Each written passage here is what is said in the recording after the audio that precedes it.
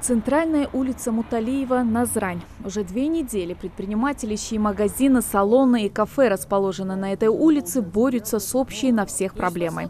Все дело в том, что канализация у большинства помещений находится в неисправном состоянии. Своими силами справиться уже не получается. Эта проблема давняя именно с центральной канализацией. То есть то, что я делаю у себя в заведении, прочищаю свою канализацию, это не помогает, как выясняется. То есть проблема именно центральной канализации. Тамара Мальсагова является владелицей салона красоты, но ее бизнес в последние 10 дней не приносит никакого дохода. А ведь аренду в полном объеме, несмотря на ее проблемы, необходимо платить. По словам Тамары, неоднократно предприниматели обращались в городскую администрацию, но те в ответ говорят, что это исключительно их проблема. В чем проблема предпринимателей? Может быть, если это центральная канализация, мы платим аренду, мы платим налоги, но получается использовать то, за что мы заплатили, мы не можем. Мы работаем в салоне красоты, соответственно, 2 недели мы теряем клиентов, у нас идут убытки, потому что мы не можем элементарно принимать людей. Здесь же в 2 местах вырыли выгребную яму общими усилиями с водоканалом, который, кстати, с первых дней помогал бизнесменам всем, чем мог. Вчера машина приехала и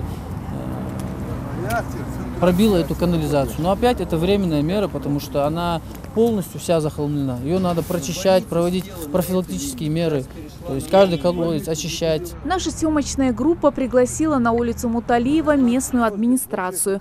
Но и они утверждают, что центральная канализация не забита, а проблемы со сточными водами магазинов и салонов предприниматели обязаны решить сами. Администрация имеет ко всему, даже к этому магазину, все, что там творится. Кто должен решить эту проблему? В смысле? Ну, можете нам сказать? Ваша обслуживающая компания, с кем вы заключили договор, но за вашу отдельную плату.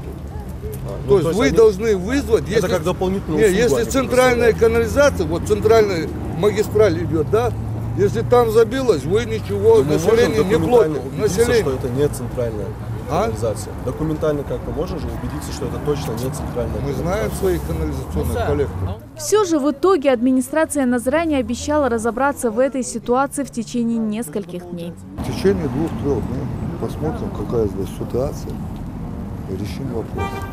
А его обязать сесть на колодец. Да. Без всяких выгребных ям. Виноват кто в этой ситуации? В смысле? Ну кто в этой ситуации виноват? Чья труба, он его не обслуживает. А труба в данном случае юридического сектора. Верить или нет обещаниям местных властей покажет время. Ну а пока предпринимателям остается ждать и надеяться, что их вопрос будет решен положительно. Светлана Томова, Магомед Урусханов, Новости 24.